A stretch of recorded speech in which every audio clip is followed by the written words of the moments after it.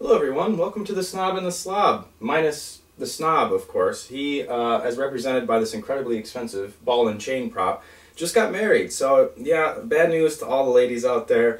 He's not taken. But hey, at least he's still got this beefcake he can go after. Go home! Aww. You suck! Work it harder, make it better, do it faster, makes us stronger, more than ever.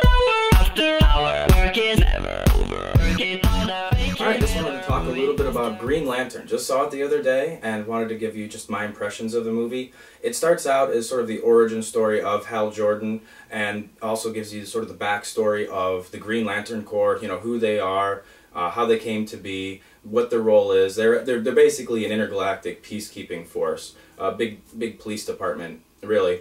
And I have to admit, now, I was never a huge Hal Jordan fan growing up. You know, I always liked the character in the comics. He was always one of the big guns in the DC universe. But I was always much more, you know, Kilowog, Gernort, and of course Guy Gardner. Because us redheads, you know, we gotta stick together. Especially since he's like the one and only redheaded superhero. So, you know, solidarity, brother. No. Sorry, I gotta run. Make yourself at home, okay? There's, water in the tap. Hal, you're late. This test today, it's important. I'm gonna make you look good up there, don't worry. Now, let's get these pants off and fly some planes. When I'm flying, it feels like anything is possible.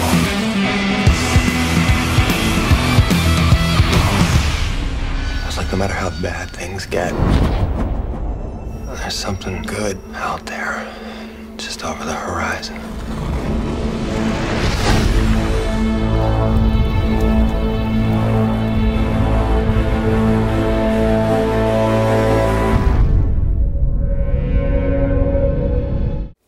Alright, just a general overview of sort of what I thought of this movie. Honestly, I thought this was a massive sack of schlock.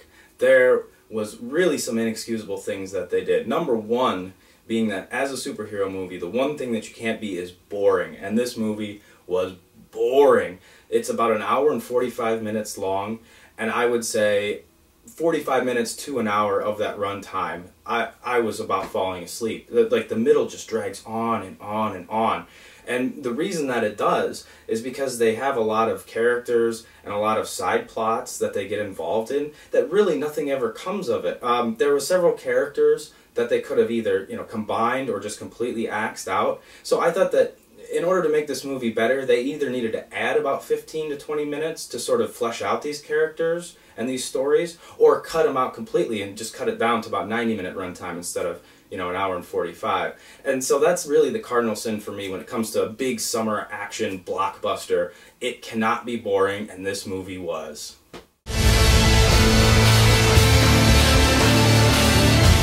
Your name? Hal Jordan. The ring. It chose you. Use its power to defend our universe. Become one of us. Become a Green Lantern. Okay, there was a lot that I disliked about this movie, and I could go on nitpicking it, but there's just a few things that I definitely have to mention. First of all, to any studio execs out there watching this, and I know you're out there, we are not wowed by a superhero putting on their costume, okay? That might have been cool in 2001 when the X-Men and Spider-Man first came out, when Spidey first put on his costume, when Wolverine first shot his claws out. We don't get wowed by that anymore. This movie takes so much time, probably 3 or 4 times during the course of this film, where he puts on his costume and it's the most amazing thing ever. Like, the characters just stop and they're like, that's the coolest thing I've ever seen, and he's all, I know, right? And they make a point to do this over and over, and by the 3rd or 4th time, I'm just sitting here rolling my eyes thinking, what in the world? This is the dumbest thing ever. And they make it like it's the first time that any of us as an audience has ever seen anything like this. We've had 10 years now of high-end superhero blockbuster movies, okay? We have seen them all in their costumes, we've seen them fly around, we've seen them web-sling through Manhattan. It's not that cool anymore. We need big action, we need lots of explosions, we need lots of different things happening. Them putting on their costume does not have the same wow factor that it had 10 years ago, okay? Wow. I know, right? Woo! Alright, one of the big questions going into this movie was the casting of Ryan Reynolds as Hal Jordan and how that would work, especially considering the character of Hal Jordan. He's always been much more of a serious, down-to-earth type of guy. And Ryan Reynolds is mostly known for his sarcastic, cocky, sort of almost frat boy type of humor. And they tried to use that, his standard shtick, and most of it doesn't work. Some of it will elicit a laugh or two. Most of it will get you either rolling your eyes or just kind of saying, "Meh, you're trying too hard." So I thought that that was a little bit weak. You didn't need to cast Ryan Reynolds for this role when you're not going to really use it to be a humorous character. So that's that. The ring said it was a great responsibility. Responsibility? You? Let's hope so. Anything I see in my mind, I can create. The one thing that a Green Lantern is supposed to be is fearless. That isn't me. You had the ability to overcome fear.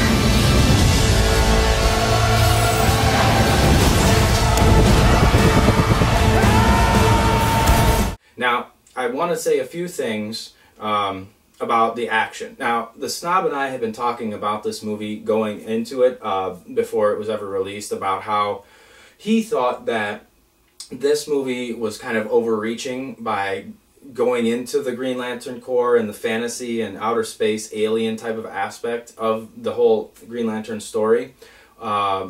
He thought that it should be much more Earth-based, that the first movie should have him fighting much more Earth-based criminals, that sort of thing. I thought that the fantasy might work, and actually, truth be told, the best parts of this movie were the parts in outer space. I thought that the best parts were with the Green Lantern Corps. His training with Kilowog was by far the best scene in this movie. It's actually the Earth-based stuff that was really boring and really tedious.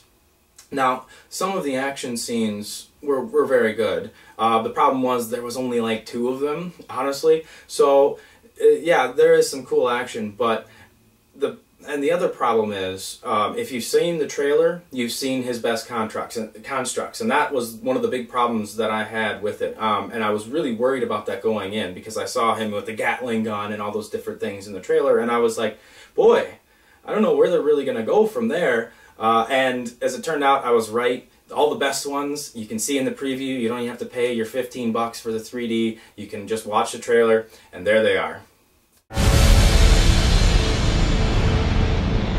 What happens now? You go look for trouble.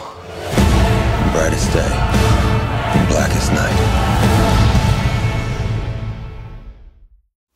Okay, just a quick summary. I thought that this movie was a complete botch. It was $200 million that they could have spent doing anything besides make this movie.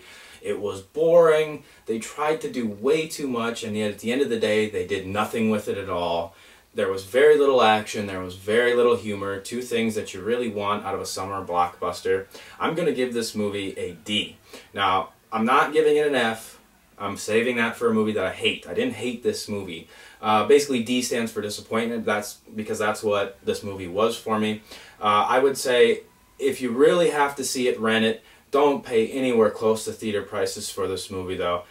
Just check it out on a DVD. And cut. Oh man, there's nobody here. I'm so lonely.